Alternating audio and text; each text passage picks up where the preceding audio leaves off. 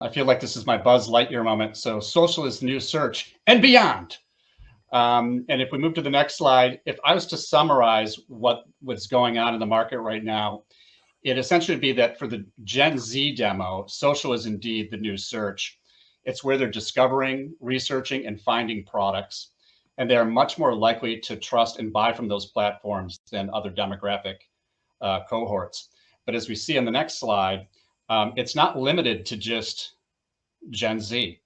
So from a discovery perspective, discovering products through social media, you can see it really spans across all age groups.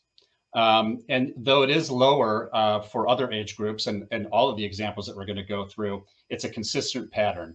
So more likely to discover new products in social media than any other way. You can see the trends there. Research a product through social media, you can see the trends there. And claim social media impacts their purchase decisions. And then finally, prefer to shop via social media.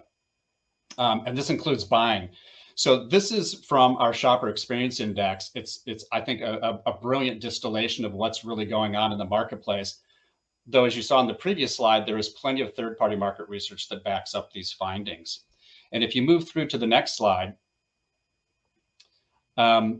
social commerce in general is growing faster than overall e-commerce. You can see the stats here, 23.5%, and it's now 6.6% of the e-commerce total.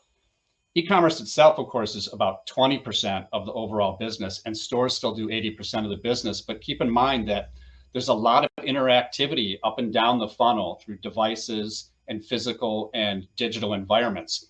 So while you think of this as a digital activity, what we do know is that people, in fact, use technology while they're in stores, and they ping pong back and forth between an individual, for example, retailer's app and their social apps. And they're just going back and forth, making sure that they understand that the product that they're looking at physically is the product that they've discovered socially.